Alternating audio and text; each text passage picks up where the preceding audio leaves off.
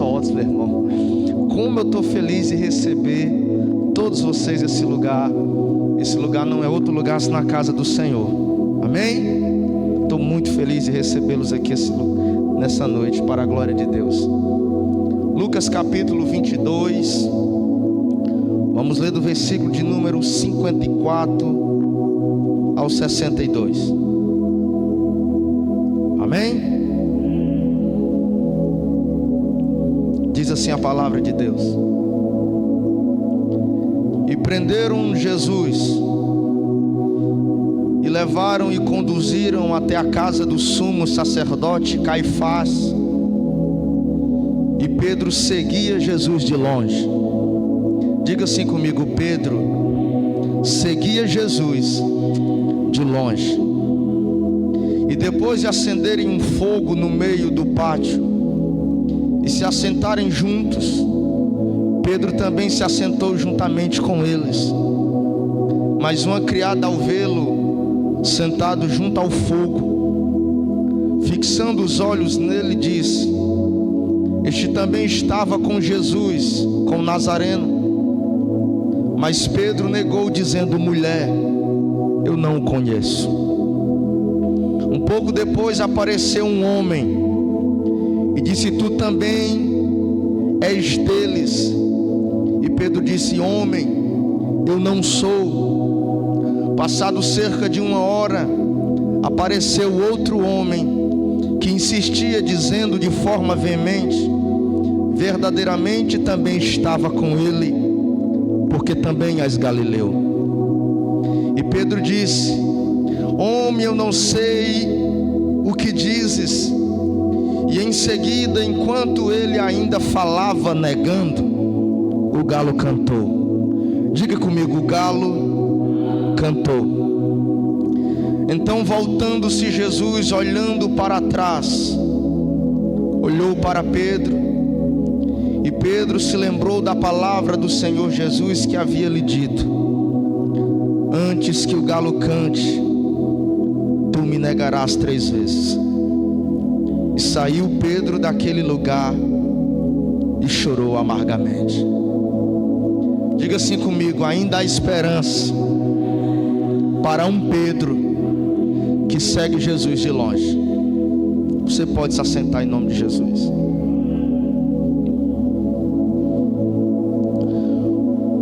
Quando nós folheamos esse texto, somos sabedores do que se trata, do ocorrido a qual está explícito e proposto na narrativa do Evangelho de Lucas, que é a prisão de Jesus, que vai ser a interrogação do nosso mestre. Jesus vai passar a quinta-feira à noite para a casa de Caifás aqui, para a casa do sumo sacerdote antepassado, que é seu sogro, que tem por nome Anás. O sacerdote dos dias de Jesus é Caifás, genro do sumo sacerdote passado, que é Anás. E Anás agora tem uma influência grande ainda nos dias que ele não preside o sumo sacerdote. Jesus vai passar a noite de quinta-feira para o Sinédrio, para a casa de Caifás, para a casa de Anás. Jesus vai ser interrogado no Sinédrio agora, no tribunal judaico. Ele vai ser interrogado. Vão perguntar a Jesus por que ele fez todas essas coisas. Vão perguntar a Jesus se ele é o Messias, se ele é o Cristo, se ele é o Filho de Deus. E diz que Jesus não fala nada. E diz que Caifás ainda mais interroga Jesus, dizendo: Tu és o Filho de Deus?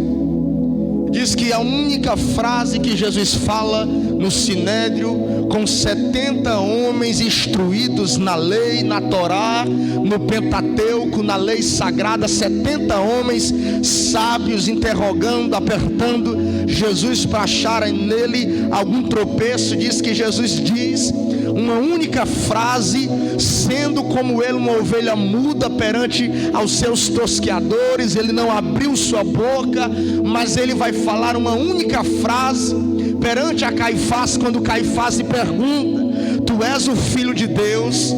Lembre-se que na época em que Jesus estava, se alguém aparecesse dizendo sendo o Messias, se alguém aparecesse dizendo ser o Filho de Deus, era motivo de escárnio, era motivo de escândalo, era pecado. Ninguém se atreveria em dizer: eu sou o Logos, eu sou o Verbo, eu sou aquele que se fez carne, eu sou Deus no meio dos homens. Sim, eu sou o Filho de Deus, eu sou o Deus que habita no meio do barro. Aí diz que Caifás pergunta: sim, tu és o Filho de Deus? E diz que Jesus repete para ele, replicando a pergunta: tu mesmo dizes que eu sou. Aí diz que nessa hora Caifás rasga a sua túnica sacerdotal, diz que ele dá um grito e rasga a túnica. Lembre-se que a lei mosaica de Moisés dizia, advertia, que o sumo sacerdote só perderia o direito de ser sumo sacerdote se ele rasgasse as suas vestes, se ele rasgasse a veste sacerdotal.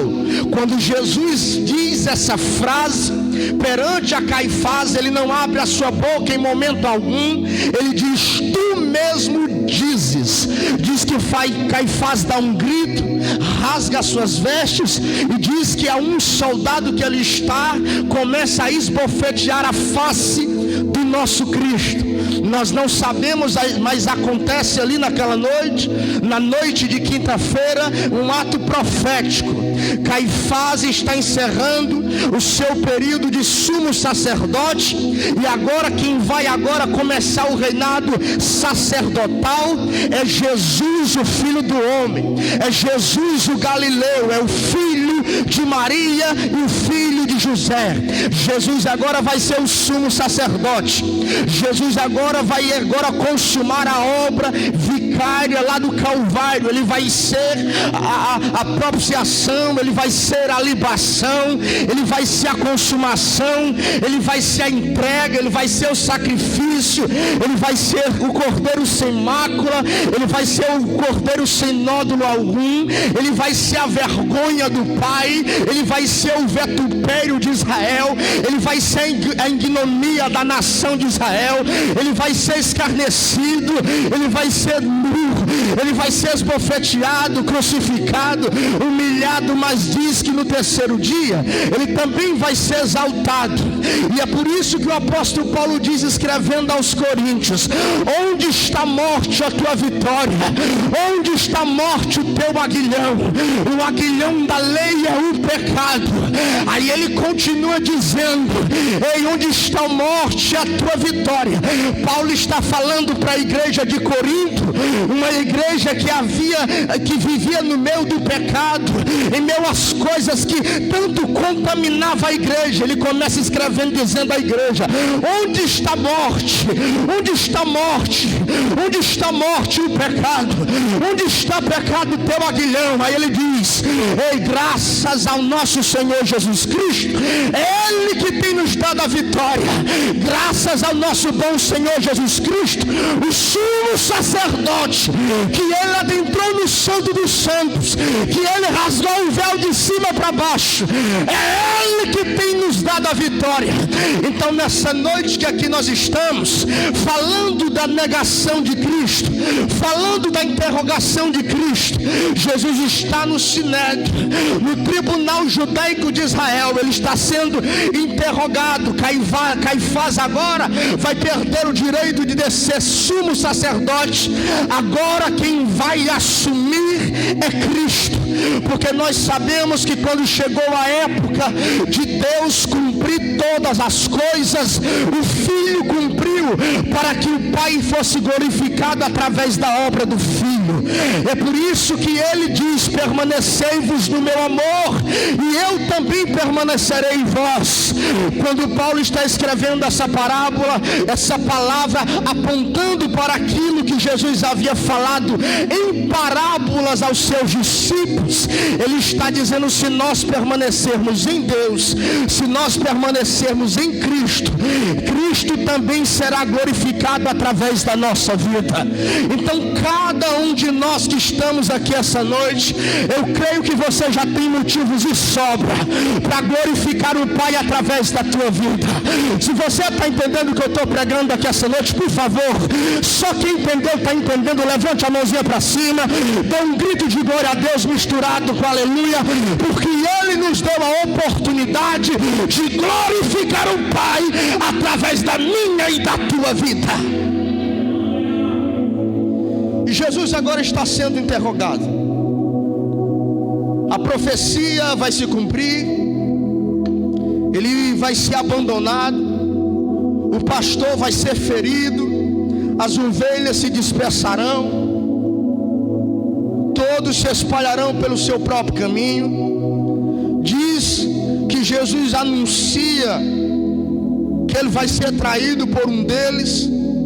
Diz que Jesus anuncia que um de vós é o diabo. Diz também em Lucas capítulo de número 22, versículo 42, se você queira acompanhar, diz que ele vai orar no Getsemane e ele roga a Deus pedindo para que Deus afaste dele aquele cálice, mas ele diz: todavia que não prevaleça a minha vontade, mas sim a do Pai, porque o Filho já havia entendido que ele havia vindo ao mundo com um propósito.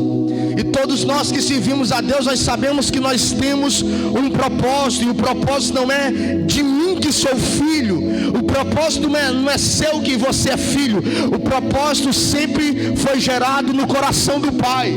Então quando chegar o tempo de nós exercermos o nosso propósito, a nossa missão, seja conjugal, seja sentimental, seja financeiro, seja no trabalho, seja qualquer plano que está em nosso coração, saiba de uma coisa: você é filho de Deus, e o que está em você foi gerado primeiro no coração do Pai. Então maior do que os teus medos, maior do que as realizações, melhor do que as execuções, será a vontade que foi gerada no coração do Pai. Então não tenha medo do que está dentro de você, não tenha medo do que está crescendo dentro de você.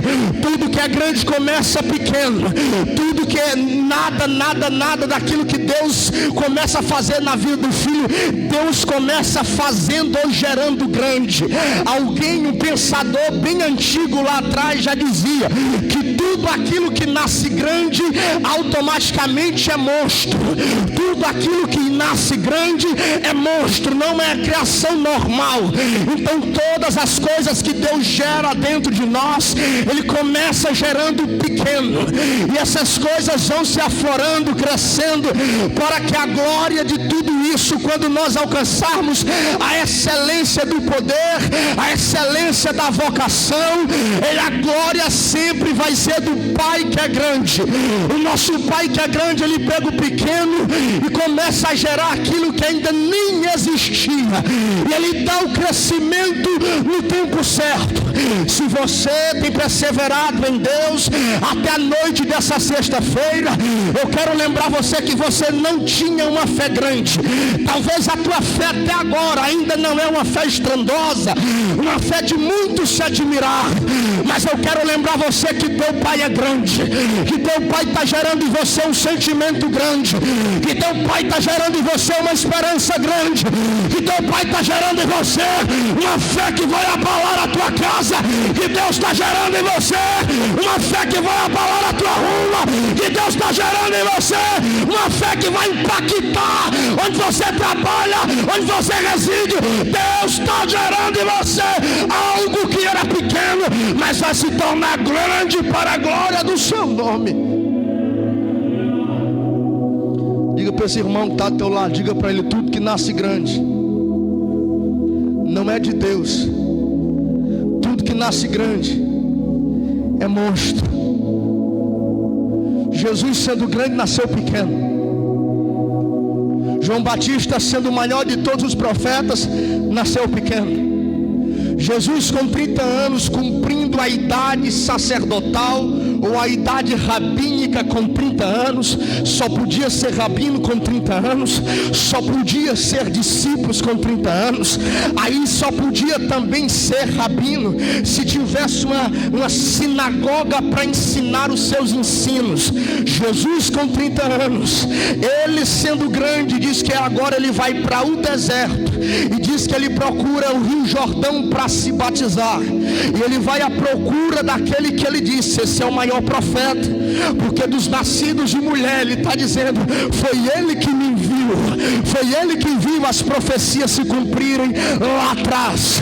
Sabe quem é grande do reino de Deus? É aquele que já contemplou a maravilha de Jesus. Sabe quem é grande no reino de Deus? Quem já contemplou Jesus face a face. E eu costumo sempre dizer aqui nas minhas pregações, que é chegado o tempo em que nós temos que se aproximar dele, é chegado o tempo em que nós temos que buscar a face dele. Ei, ele mesmo disse: dos nascidos de mulher, não houve profeta maior do que João Batista, não houve profeta maior do que esse, porque esse viu o que Elias pregou, esse viu o que Isaías profetizou, esse viu o que Ezequiel profetizou na Babilônia, esse viu o que Daniel anunciou, esse viu o que Eliseu anunciou, esse viu o que Abraão contemplou, esse viu o que Isaac não entendeu, esse viu o que Jacó recebeu por promessa. Dos nascidos de mulher, não tem um maior do que esse, porque esse viu a profecia se completando. Esse viu o verbo de Deus se fazendo carne. Jesus, tendo 30 anos, ele desceu, ele vai para o Jordão para ser batizado por um profeta que ele disse: ele é grande. Mas humanamente falando, e quando nós entramos na teologia sistemática, nós ouvimos falar sobre a deidade de Cristo. A deidade de Cristo na teologia se aplica dizendo que Deus é 100% homem e 100% Deus. Quando Jesus está dizendo que João é o maior, ele está falando como Deus. Mas quando Jesus vai ser batizado por João, que humanamente falando é menor do que Cristo, ele está agora 100% homem. Mas não se escandalize, ele sendo Deus, se configura como homem para ser batizado por alguém que é menor do que ele. Jesus está nos dando exemplo que não existe ninguém grande que não possa descer, que não existe ninguém que é tão grande, poderoso, importante, que tenha título, nome e renome, filho daquilo, filho disso, filho de outro, que não possa ser batizado no Jordão. A palavra Jordão no hebraico significa aquele que desce. A palavra Jordão significa aquele que desceu. Eu queria perguntar aqui essa noite: só quem está disposto a descer como Jesus desceu, só quem está disposto a ser mergulhado, só quem está disposto a ser sepultado. E a Bíblia diz que quando Jesus, sendo 100% homem, ele desceu, diz que o céu se abriu sobre ele, e diz que rasgou-se o céu. Deus falou de cima para baixo, porque quando o Filho de Deus desce, Deus fala de cima, abençoando a terra em que seu Filho vive. Aí a Bíblia diz que o Espírito Santo desceu. Oxalá que o Espírito Santo descesse aqui essa noite. Meu Deus, desça com o teu Espírito aqui nesse lugar.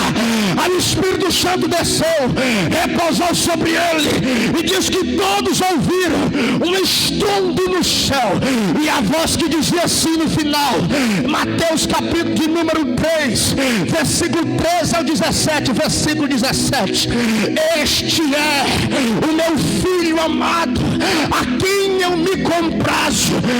Este é o meu filho amado, a quem eu tenho o prazer de ser pai dele. Agora prepara o glória, porque ele lá vai. Prepara o aleluia, porque agora vai ter um glória bem forte. Existia uma cultura nos dias de Jesus, que quando o pai tinha um filho, ou 10, ou 15, ou 6, ou 8 filhos, e o pai já estava de avançada idade, Beto, o pai pegava o filho mais velho, e ele dizia assim: filho, as minhas horas estão acabando. O pai pegava o filho mais velho e dizia: filho, a morte já está batendo a porta. Filho, eu quero que tu herte, eu quero que tu cuide, eu quero que tu assuma toda a minha herança depois que eu vá. Aí o pai pegava o filho mais velho, pegava na mão direita dele e ia andando nas ruas de Jerusalém, gritando bem alto, sabe o que? Este é meu filho amado. Aí ele procurava mais força. O velho, agarrado na mão do filho mais velho, gritava nas ruas de Jerusalém: este é meu filho amado. O pai virava a rua na esquina de Jerusalém e ele dizia: este é meu filho amado. Quando Deus brada nos céus em Mateus capítulo 3 versículo 17, ele está dizendo para a humanidade: este é o meu filho amado. Este é o filho a quem eu vou confiar todas as coisas. Esse é o filho que vai assumir todas as coisas. Esse é o filho que sobre ele terá todas as coisas. Esse é o filho que herdará todas as coisas. Só quem já entregou a vida a esse filho, levanta a mão para cima, dê um grito de aleluia, porque você faz parte da herança. Você já faz parte da herança. E diz que Jesus, na noite da traição, ele já anuncia o traidor. Lucas 22, 44, diz: estando em tamanha agonia, ele orava mais intensamente, e era seu suor como grandes gotas de sangue que caíam sobre a terra, sobre o jardim do Getsemane. E a agonia era tremenda, mas ele orava de maneira mais intensa. O que tu faz quando a pressão é grande em tua vida? Jesus, sendo 100% homem, 100% Deus, ele orava incessantemente. Passado um tempo, ele vai até seus discípulos, eles estão dormindo. Diz que ele os repreende. E ele, 46, diz: por que dormis?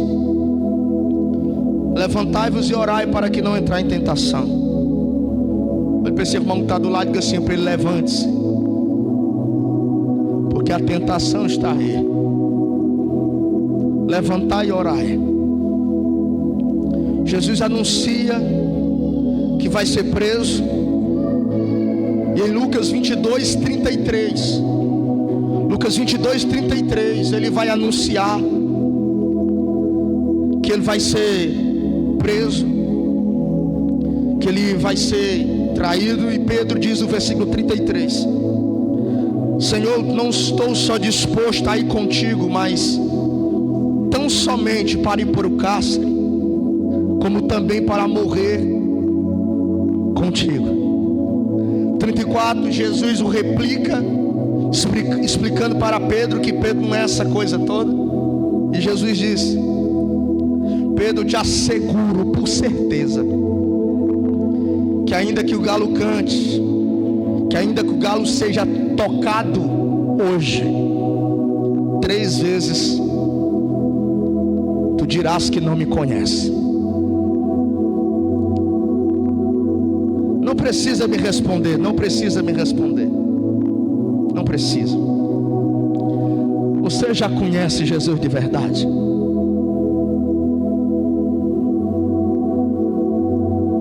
Diz que Jesus diz: tu vai me negar, Pedro. Não estou disposto a morrer por ti, a ir por cárcere, o que aconteça, o que aconteça.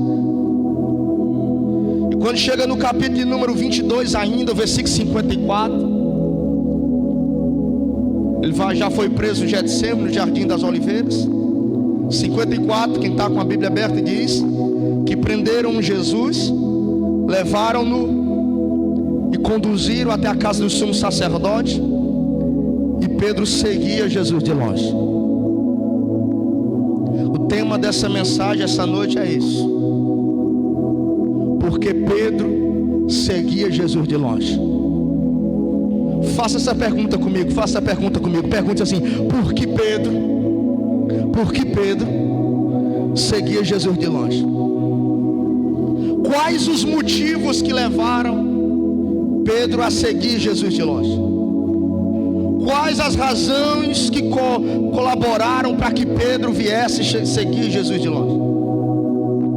A primeira razão pela qual Pedro seguia Jesus de longe, e isso também acontece na minha vida, isso acontece na nossa vida que servimos a Deus. Irmão, não tem argumento, sabe por quê? Se aconteceu na vida de Pedro, por que não acontecerá em nossas vidas? Pedro conviveu com Jesus, Pedro era galileu como Jesus era, e diz que Pedro seguiu Jesus de longe. E o que mais me indignou quando li esse texto é que Jesus chamou Pedro para perto dele, mas com o tempo passando, Pedro, no dia mais preciso, Pedro se afastou de Jesus. E a primeira razão que fez com que Pedro seguisse Jesus de longe foi porque Pedro havia se esquecido das experiências de lá atrás, ou porque Pedro havia se esquecido das experiências do passado. Diga assim comigo: todas as vezes que eu me esquecer de lá atrás, eu vou seguir Jesus de longe. A primeira razão pela qual Pedro começou a seguir Jesus de longe foi porque Pedro se esqueceu das suas experiências de lá atrás. E olha que Pedro teve experiência. Alguns de nós aqui já tivemos grandes experiências com Cristo. Pedro também teve as dele. E olha que Pedro, dos discípulos, foi um dos que mais tiveram experiências com Jesus. A Bíblia diz em Lucas capítulo 5 que a primeira experiência de Pedro foi Pedro sair para pescar, não ter pescado nada, voltar para a margem da praia. Lucas capítulo 5, versículo 1, versículo 2.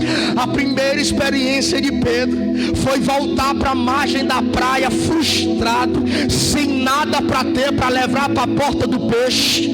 Existia a porta de venda de peixe em Jerusalém. Das 12 portas de Jerusalém, dos dias de Neemias e Esdras lá atrás, ainda existia a porta do peixe. E diz em Lucas capítulo 5 que ele não tinha nada. E a primeira experiência de Pedro, ele teve suas experiências.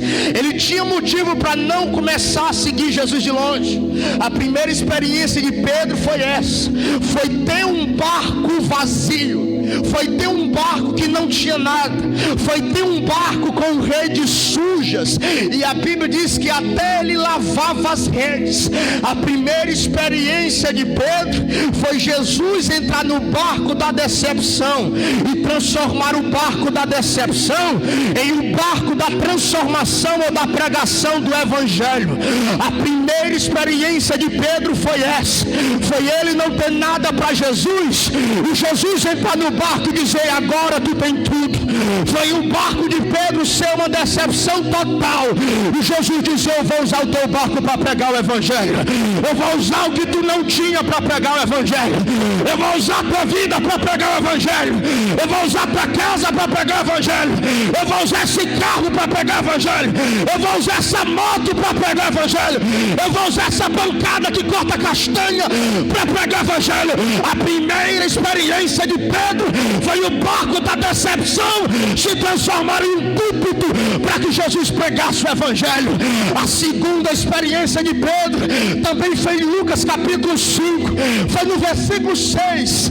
Foi Jesus entrar no barco e dizer: eu já terminei de pregar para fora, Pedro, agora eu vou fazer um milagre no teu barco na parte de dentro. Lucas capítulo 5, versículo 6 diz que Jesus diz: rema mar adentro, vamos pescar. Aí Pedro diz: Senhor, nós passamos a noite toda, não pescamos nada, mas sobre a tua palavra nós vamos lançar a rede de novo. Só quem está disposto a lançar a rede de volta, levante a mão para cima. Aí diz que Jesus rema mar adentro, Pedro. Aí Pedro rema, e diz que eles lançam as redes. Jesus dá a direção, e diz que quando eles vão puxar a rede, diz diz que as redes deles começaram a se romper, por quanto peixe eles haviam capturados. E diz que encheu o barco de Pedro, encheu o barco de João, filho de Zebedeu. E diz que eles começaram a chamar ajuda, para que outras pessoas viessem ajudar. Diz que ele começa a dizer: ajuda-nos, tem peixe para todo mundo. A segunda experiência de Pedro foi Pedro receber aquilo que ele tanto precisava. E existe uma teoria que nos ensina, alguns historiadores enfatizam isso, que Pedro havia pedido ou recebido uma encomenda de pescar um peixe. De existir. Ei, vocês precisavam uma noite, mas eu apareci no dia. Ei, levante a mãozinha para cima, levante. Eu quero liberar essa palavra para você. Tem coisa que você está buscando no teu tempo, tem coisa que você está buscando do teu jeito, tem coisa que você está buscando na tua hora, mas eu quero dizer que Jesus vai chegar na hora dele. Eu quero dizer que a noite vai passar, eu quero dizer que a noite vai acabar, mas vai amanhecer o dia, e o choro pode durar uma noite, mas Jesus vai aparecer pela manhã. O choro pode durar a madrugada toda, mas Jesus vai aparecer pela manhã. Quem recebe essa palavra, ele abre a boca e glorifica, exalta o nome daquele que já te deu peixe. Ele já nos deu peixe. O peixe só era pescado à noite. Jesus diz: eu vou de dia. Se Pedro pesca o peixe à noite, ele dizia: oh glória. Se Pedro pesca o peixe à noite, ele diz: louvado seja Yahvé. Se Pedro pesca o peixe à noite, louvado seja El Shaddai. Se Pedro pesca o peixe à noite, ele talvez teria glorificado: o Senhor é Sabaote. Se Pedro pesca o peixe à noite, talvez ele teria gritado: Kadosh, Kadosh, o Senhor é santo. Mas não, quando Jesus aparece o dia,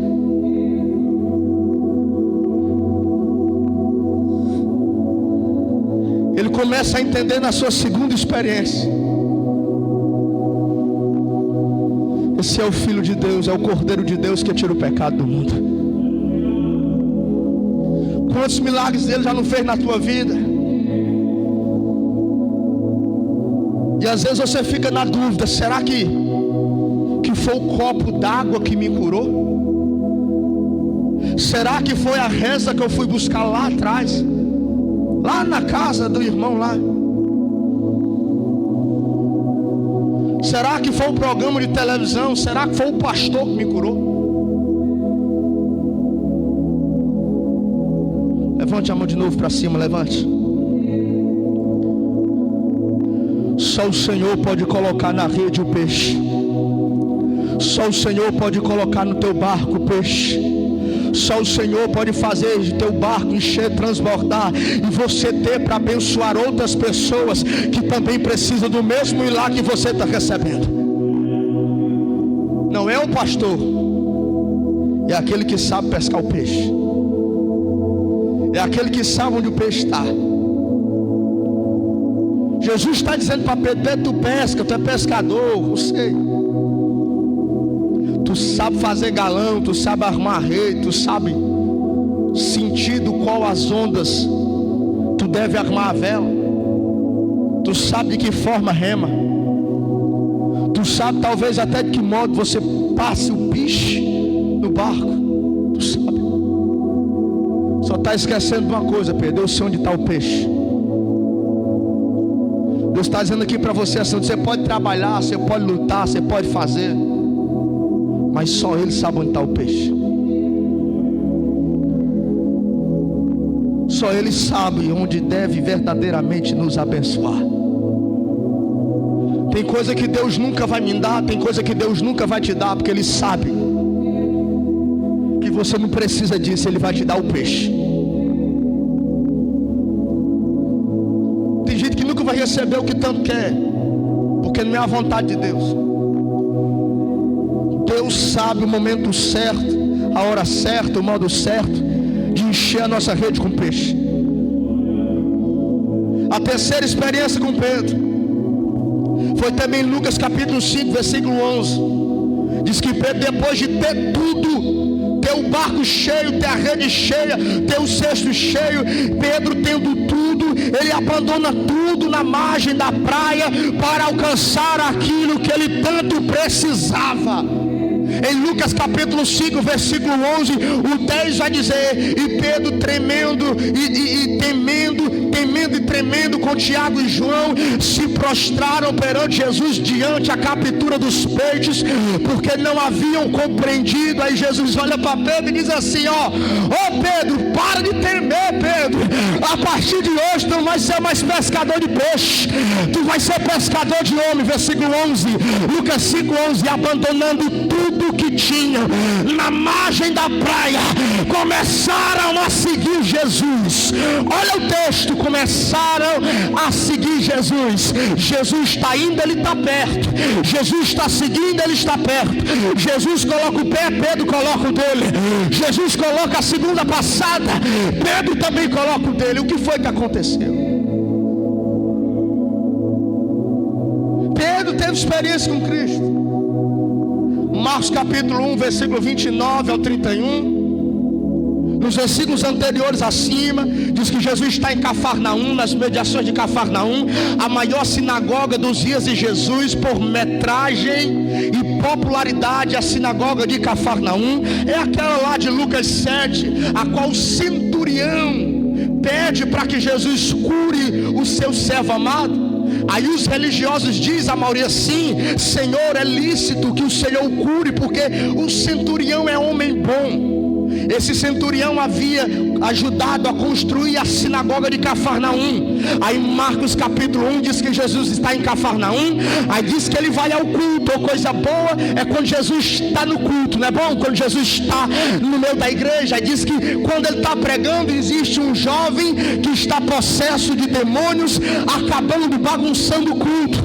Aí diz que Jesus repreende o demônio, o repele o demônio vai embora, o menino fica sã e curado. E todos ficam maravilhados, dizendo: quem é esse? A doutrina dele é diferente. E o que Jesus ensinou ao mundo é diferente. O que ele está ensinando você aqui nesse lugar é diferente. É diferente de qualquer outra coisa que você já aprendeu lá atrás. Aí quando chega no capítulo 1, versículo 29 ao 31, acabou o culto. Aí Jesus agora vai para a casa de Pedro. Quando Jesus entra na casa de Pedro, diz que ele vê a sogra de Pedro doente com febre. Ou seja, ele está curando lá fora, ele está libertando lá fora, ele está trabalhando lá fora, ele está salvando lá fora. Mas isso também que ele está salvando agora dentro da casa de Pedro. Isso aqui é profético para a tua vida. Quando você está com Jesus lá fora, quando você está trabalhando com Jesus lá fora, ele também vai trabalhar, libertar, curar e salvar dentro da tua casa. E o que falta para a igreja nesses últimos dias é andar com Jesus do lado de fora. E quando nós fizermos lá fora, ele também vai fazer dentro da nossa casa. Ele também vai libertar dentro da nossa casa. Aí a Bíblia diz no versículo 29, 30, 31, que ele entra na casa de Simão Pedro e vai até o quartinho aonde a sogra de Pedro está. A tradição dos costumes bíblicos de Jesus nos ensinava é muito parecido com o Brasil. Quando alguém estava muito doente, os judeus, os galileus construíam uma casinha, um quartinho, um cômodo a mais no lugar afastado da casa. Ou seja, a sogra de Pedro estava afastada desse quartinho. Penso eu, faz parte da tradição judaica. Aí diz que Jesus entrou certamente, ele foi nesse quartinho observar onde ela estava. Isso aqui é muito lindo. Quando eu li esse comentário, eu descobri que Jesus, ele vai além dos cômodos a qual nós o convidamos para ele entrar. Eu vou dizer de novo: Jesus, quando ele entra, ele vai além dos cômodos que nós o convidamos para ele entrar. Tem gente que já mandou Jesus entrar na casa, mas não mostrou o quartinho que está lá atrás que ele precisa mudar. Aí a Bíblia diz que Jesus vai até onde a sogra de Pedro está. Pode ler o versículo, Marcos 1, 29, 30 e 31, diz que Jesus, pegando pela mão a sogra de Pedro, ela levantou, a febre deixou e ela se pôs no meio. Diga comigo, ela se pôs no meio, mais uma vez no meio, de novo no meio. Quando Jesus pegar a tua mão de verdade, você vai sair do canto e vai ficar no meio. Quando Jesus pegar a tua mão, ele vai te arrastar do canto e vai te trazer para o meio. O quartinho não te pertence, o quartinho do isolamento, o quartinho da depressão, o quartinho da pornografia, o quartinho da mentira, o quartinho do adultério, o quartinho do engano. Jesus vai até lá, Jesus vai arrancar você de lá, Jesus vai arrancar você desse quarto e vai te colocar no meio, vai te colocar no centro. Aí agora eu vou subir o nível, tá bom? E Jesus colocou a sogra de Pedro no meio, ele vai nos colocar no meio também. A Bíblia diz que no dia em que Jesus foi crucificado, ele subiu o Gólgota, encarou a cruz. Aí a Bíblia diz que tem uma cruz da direita e uma cruz da esquerda. Jesus está no meio. A Bíblia também vai dizer que quando ele está ensinando os seus discípulos, ele diz: olha, eu vou subir para o Pai, eu vou estar com ele, mas onde estiver 2 ou 3 reunidos em meu nome, eu estarei no meio. Oh glória! A Bíblia também vai dizer que um dia os discípulos estavam em meio a uma tempestade, em meio a uma turbulência, em meio a uma embarcação, e diz que os ventos açoitavam o barco e Jesus estava no meio. Eu quero dizer para você que quando Deus levanta, ele fica no meio. Quando Deus levanta, ele te coloca no meio. É tempo de sair dos cantos, é tempo de sair das beiradas, e Deus quer nos colocar no meio.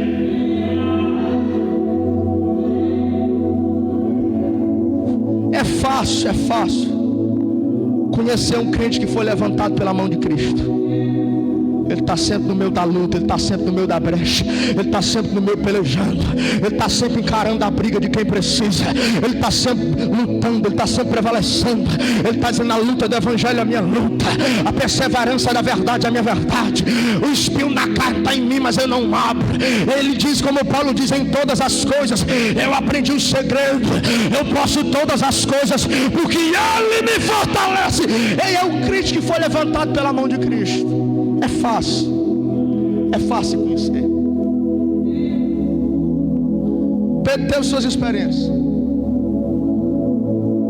A outra experiência marcante de Pedro foi em Mateus 14, do 22 ao 33.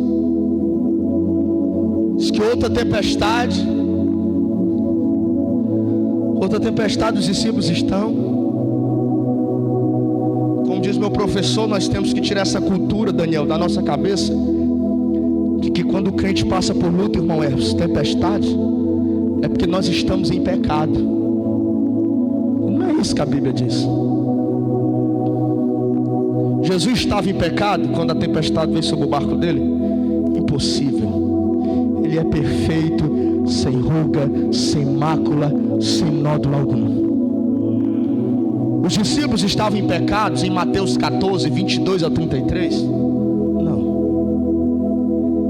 E diz agora a experiência de Pedro mais marcante, talvez todos nós conhecemos, é que eles estão 12 discípulos em uma embarcação, indo para o outro lado do mar da Galileia. E diz que a tempestade vem de novo. Diga comigo, a tempestade apareceu de novo. Se tem uma coisa que crente passa é por luta, por tempestade. Aí diz que Jesus vinha andando sobre as águas, e todos ficam temerosos, dizendo: quem é esse? Quem é esse? Quem é esse? Quem é esse? Diz que Jesus grita do meio da tempestade, lá do meio do mar, do meio do oceano, e grita: não temas!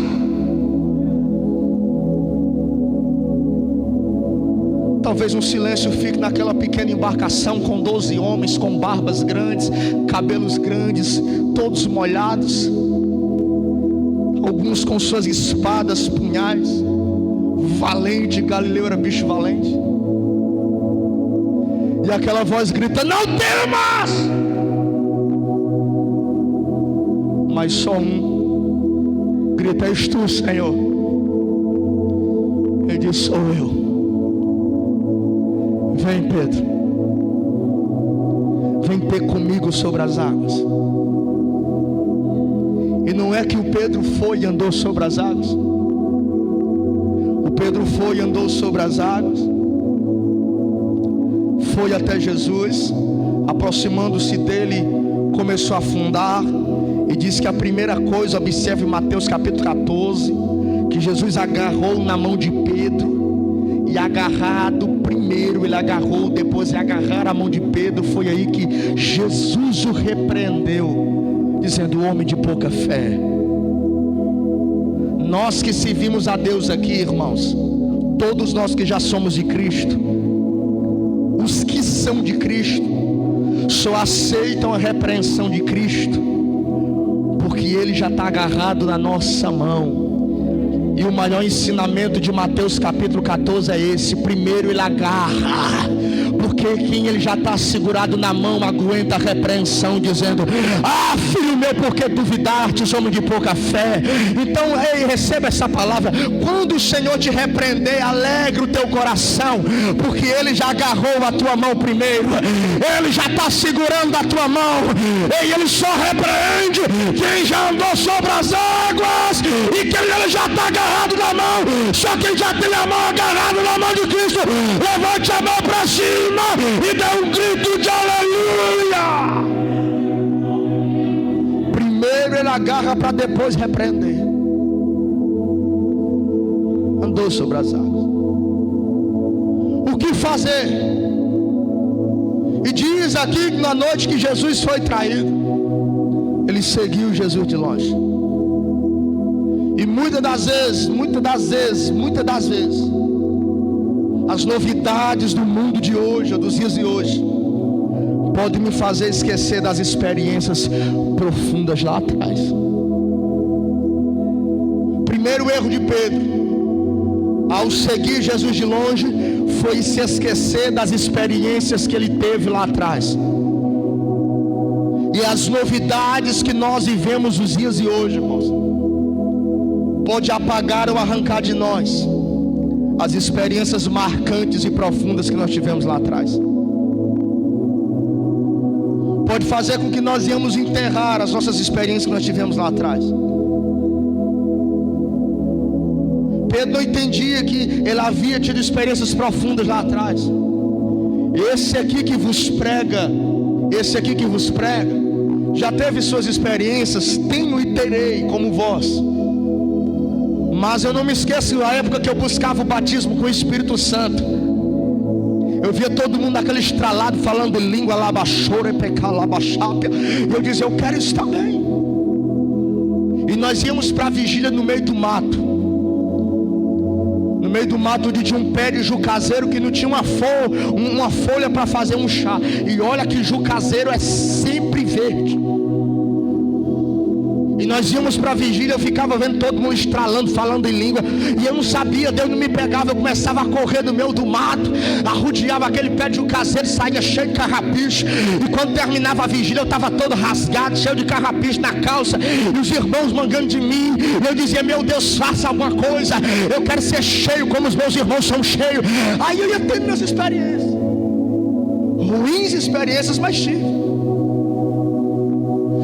minhas experiências de eu orar a Deus sentado em uma cama, e eu senti Deus sentar assim do meu lado.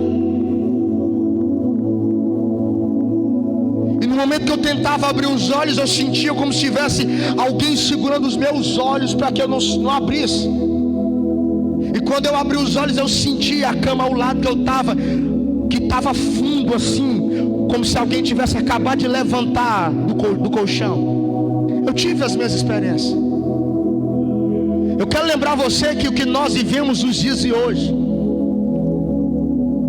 tudo de ensinamento, movimento coach, movimento motivacional, O movimento que nós temos psicológico, a psicologia está entrando dentro da igreja. Essas coisas não podem, o mundanismo não podem arrancar as minhas experiências. Andar sobre as águas é coisa de louco. Pescar o que não tinha pescado, alguém que nunca pescou, que foi Jesus dizer: tu vai pescar, é conversa de pescador. Mas eu tive a minha experiência. Aparecer alguém no meu barco e dizer: ei, tu tá zangado, não pescou nada, espera mais um pouquinho que eu vou fazer um culto no teu barco, é coisa de louco. Mas Pedro teve suas experiências.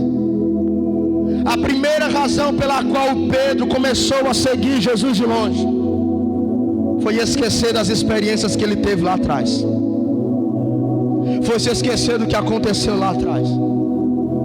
Segundo motivo pela qual Pedro começou a seguir Jesus de longe, segundo motivo, é porque Pedro ainda faltava convicção em sua vida ministerial. Pedro faltava convicção em sua vida ministerial. Quando a gente fala essa palavra ministerial, a gente pensa que é só pastor, obreiro, levitas, diácono. Não tem nada a ver com isso.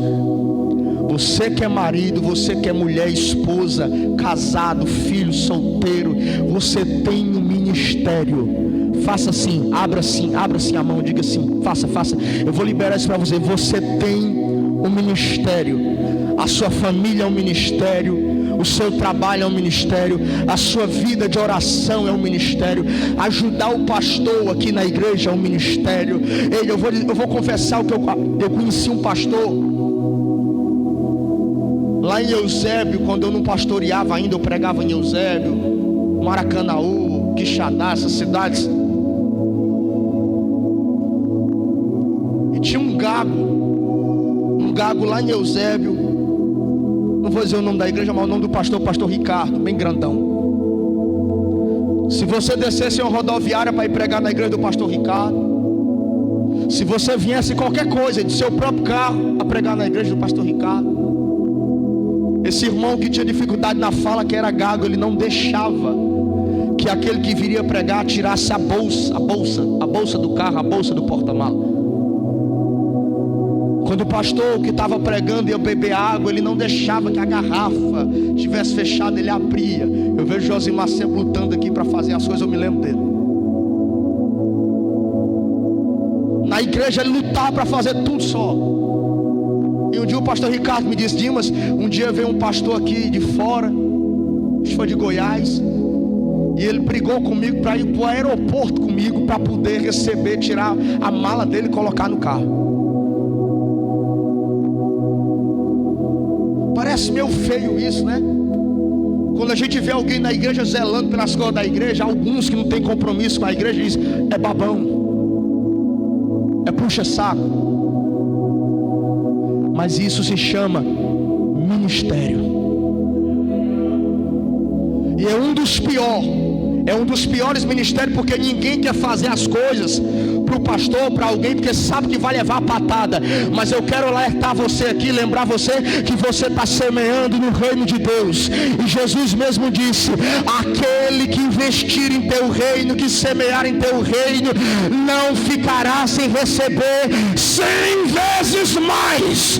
Então eu quero encorajar você essa noite: continue fazendo, semeando, continue trabalhando para o reino de Deus, porque Deus vai abençoar você 100 vezes mais.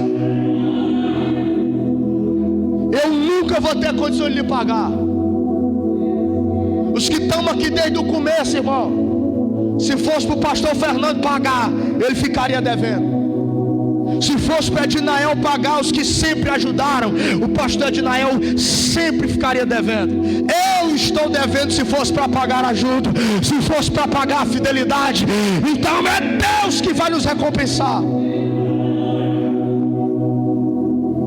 Segundo motivo foi convicção do seu ministério.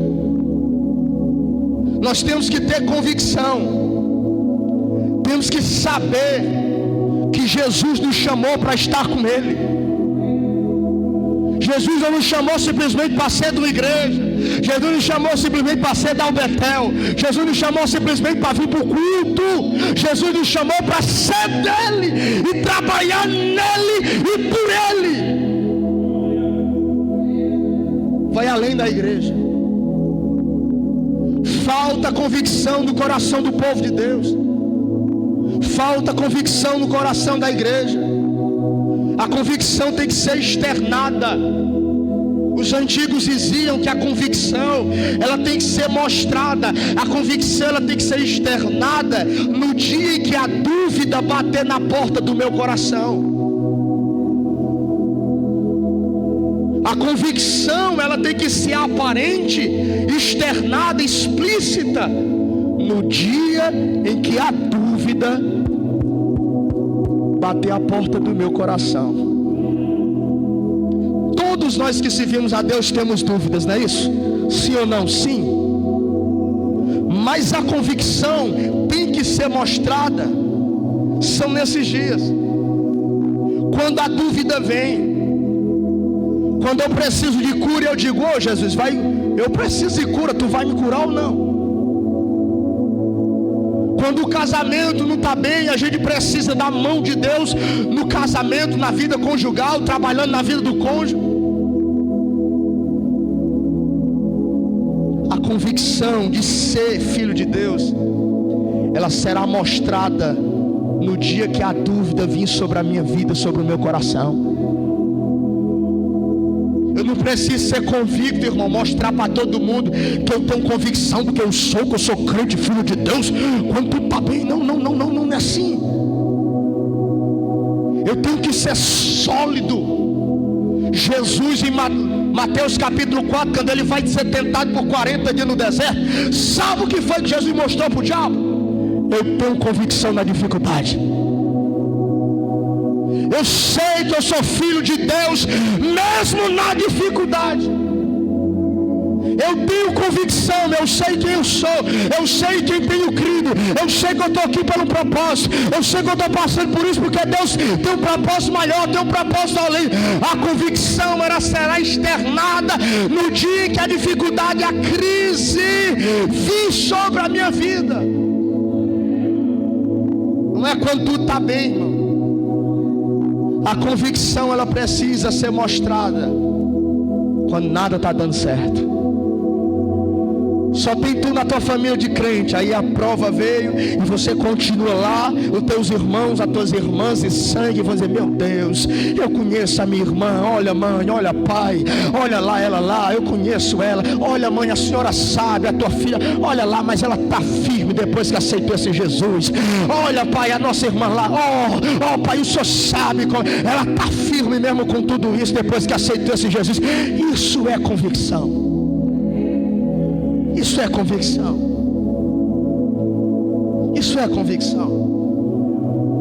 A convicção tem que ser maior do que a luta. A convicção tem que ser a certeza, é a certeza. A convicção é a certeza que ela tem que ser maior do que os nossos medos. A convicção sempre tem que se sobressair além dos nossos medos. A esperança será sempre maior do que os nossos traumas. Meu Deus do céu, pensa num cara traumatizado, sou eu. Pensa num cara cheio de problemas, lá atrás sou eu. Pensa num cara que sofreu traumas, esse aqui que vos prega. Mas a minha convicção tem que ser maior do que os meus traumas. As minhas convicções tem que ser maior do que os teus traumas. A tua convicção tem que ser maior do que as tuas frustrações. A tua convicção tem que ser maior do que as tuas decepções. Eu estou profetizando, não estou falando língua, mas eu estou profetizando. As tuas convicções tem que ser maior do que as coisas que aconteceram lá atrás. As tuas convicções têm que ser maior do que as tuas tristezas. As suas convicções têm que ser bem maior do que arrancaram, do que fizeram, do que feriram, do que humilharam, do que fizeram qualquer coisa. As tuas convicções têm que ser maior do que qualquer coisa.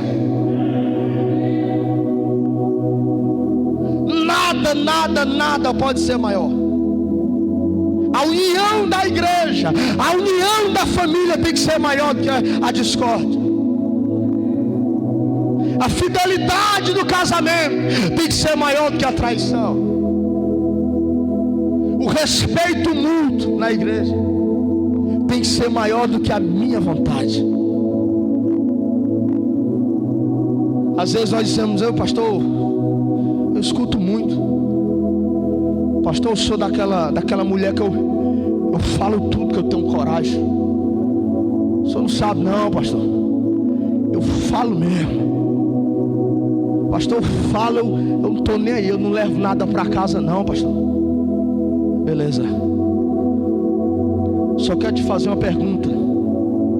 Da mesma forma que você tem coragem de falar tudo, você também tem coragem de escutar tudo também?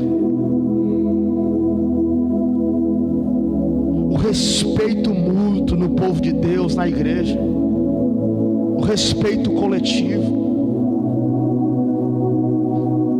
Se eu fosse pregar tudo que eu tenho vontade de pregar aqui, a Josi já me disse, minha esposa, linda, cheirosa e maravilhosa, nem eu ficava congregando contigo. Por que às vezes a gente tem mania de querer falar tudo? Irmãzinha, não fale tudo que você tem vontade de dizer para o seu marido, que ele é isso, que ele é aquilo. Diga para Deus. Glória a Deus, Cezinha. Oh, glória. Ô irmão, não fala tudo para tua esposa assim, sabe? De forma grosseira, arrogante, vil, que você tem vontade de falar, não. Fala para Deus. Fala para Deus. Diga para essa pessoa que está ao teu lado, diga para essa pessoa que está ao teu lado assim: nem tudo que tu quer dizer, nem tudo que tu quer dizer, tu deve dizer. Nem tudo que tu pode falar, diga, nem tudo que tu pode falar, tu deve falar. Nós não podemos ser falsos, mas temos que orientar o nosso irmão no amor. Mas às vezes uma verdade áspera, dita de certo modo. Capítulo número 3, falando de convicção. Falando de convicção. Atente para cá, nós vamos terminar. Apocalipse capítulo número 3 diz, do versículo 17 ao 21, a mensagem escrevida a Laodiceia. O anjo do Senhor dá a mensagem ao apóstolo do amor, a igreja de Laodiceia. O versículo 17 ao 21 ele diz: como dizes tu que és rico, e estou enriquecido, e de nada tenho falta? Ó Laodiceia, não sabes tu que és desgraçado, miserável, pobre, cego e nu? 18. Aconselho que de mim compre ouros refinado, passado, apurado no fogo, para que verdadeiramente tu sejas rico, ó Laodiceia, e roupas brancas, para que te vista e não apareça a tua vergonha, a tua nudez, e que unja os teus olhos com colírio, para que vejas em verdade, Laodiceia. 19. Eu, o Senhor, repreendo e castigo a todos aqueles que o amo. Seja, pois, zeloso, arrepende-te e volta. Arrepende-te e volta. Arrepende-te e volta. Arrepende-te e volta, Laodiceia. Versículo 20, o mais conhecido. Ele termina dizendo: arrepende-te e volta para mim. Ele termina o 19, vai entrar no 20 dizendo: arrepende-te e volta para mim. Ei, que você volte a ter convicção e volte para mim. Aí ele diz assim: eis que eu estou à porta. Eis que estou à porta e bato, e se alguém ouvir a minha voz, e se abrir a porta, eu entrarei, e com este eu cearei, e este também ceará comigo. Arrepende-te e volta.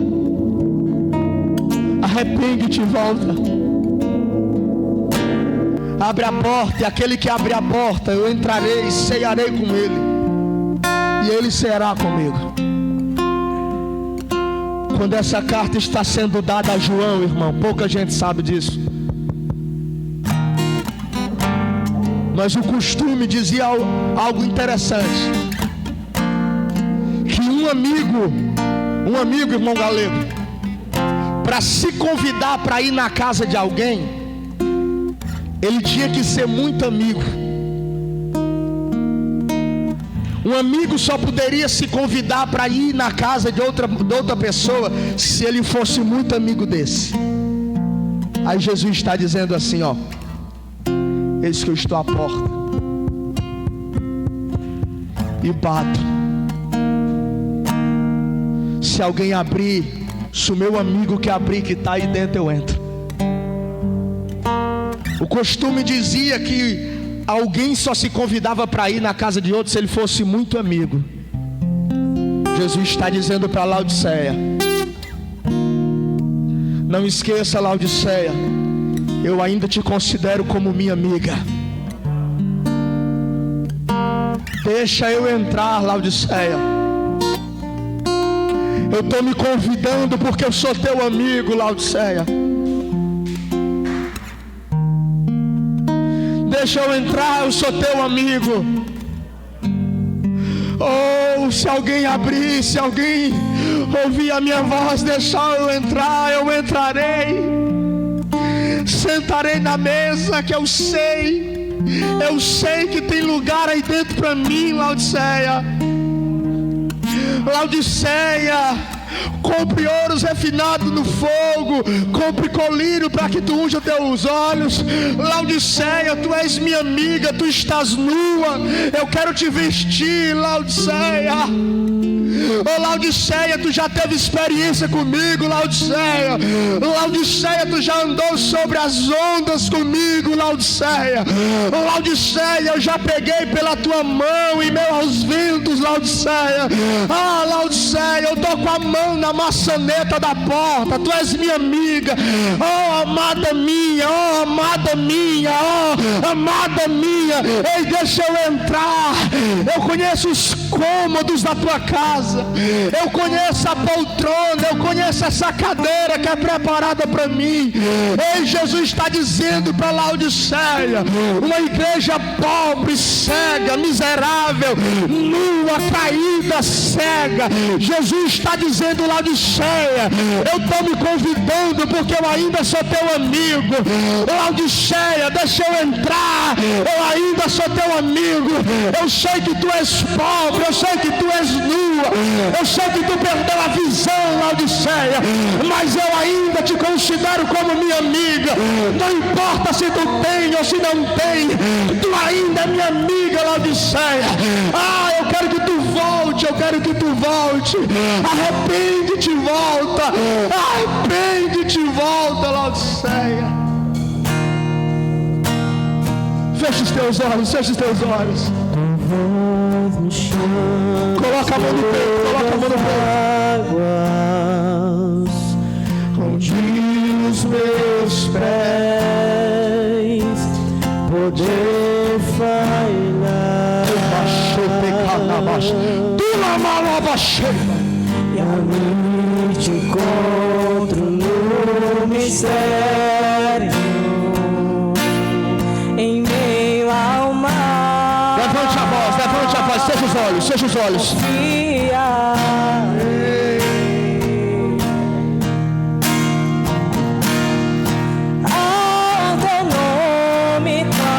Arrepende-te, volta. Pedro, eu te seguro pela mão, Pedro. Rei das ondas, Laodiceia, eu te seguro pela mão, Laodiceia. Somente em ti descansarei, pois eu sou teu e tu és meu.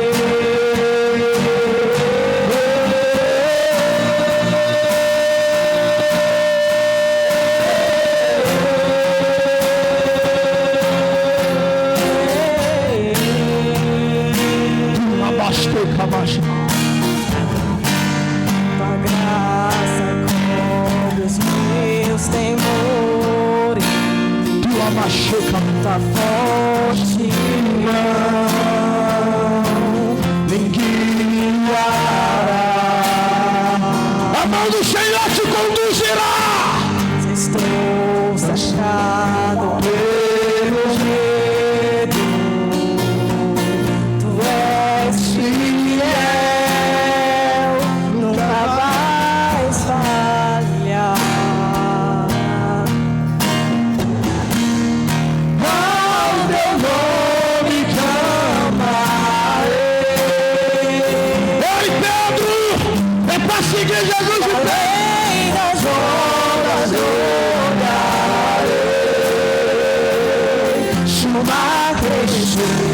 somente em ti descansarei,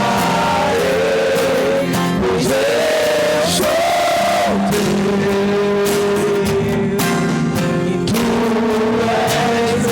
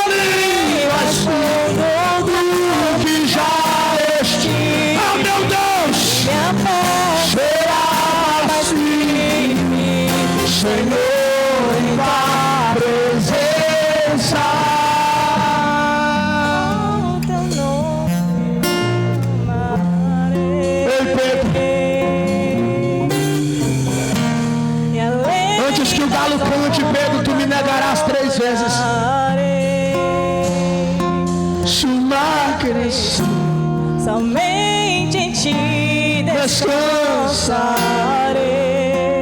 pois eu sou teu e tu és meu. Versículo 62 diz, versículo 62: e saindo Pedro daquele lugar onde estava, versículo 62, e saindo Pedro daquele lugar onde estava, chorou amargamente. Eu quero perguntar essa noite se você quer sair desse lugar onde você está. Eu quero perguntar se você quer sair desse lugar onde você está agora.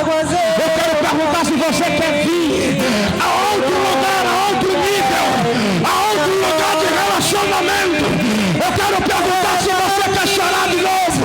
Eu quero perguntar se quanto tempo já faz que você não chora mais. Eu quero te chamar agora. Eu quero te chamar, Pedro. Olha, os olhos de Jesus estão estão sobre a tua vida, Pedro. Guia-me pra que em tudo em ti confio.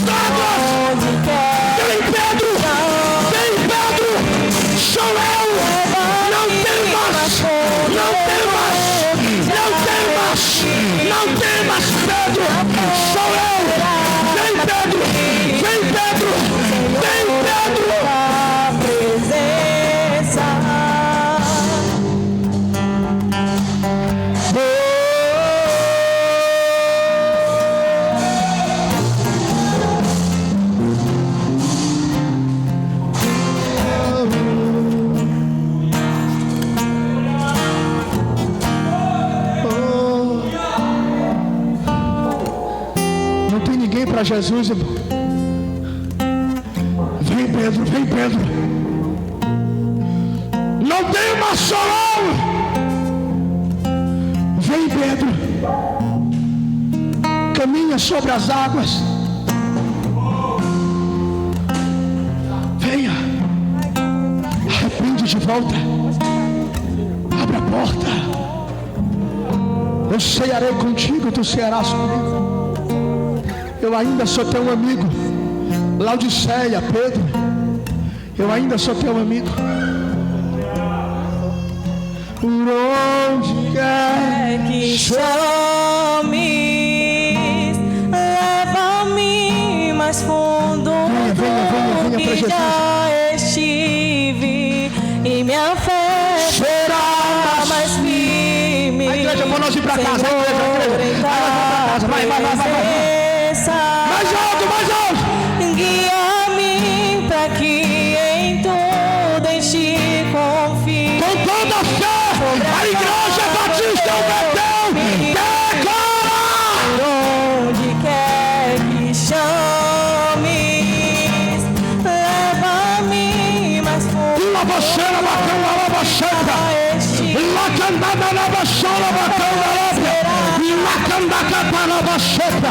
Oh, meu Deus.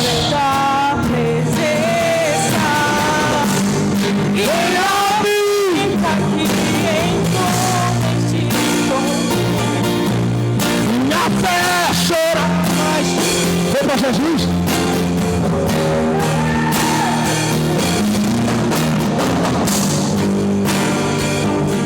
Aplauda Jesus, igreja. Ei, Pedro. Eu te amo, Pedro. Uma baixeira bacana. Irmã Célia, vem pra cá, irmã Célia. Sobre as águas eu caminho. Por onde quer que chame, leva-me a sombra que já estive, e minha fé será mais firme, Senhor, em tua presença.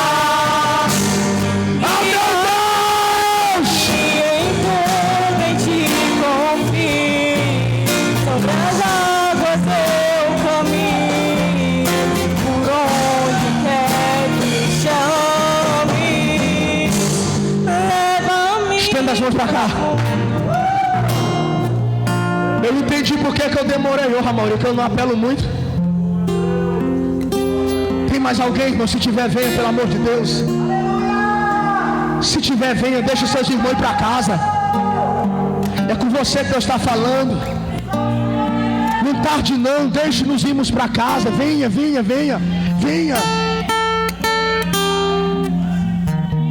Não tem. Vamos orar por ele.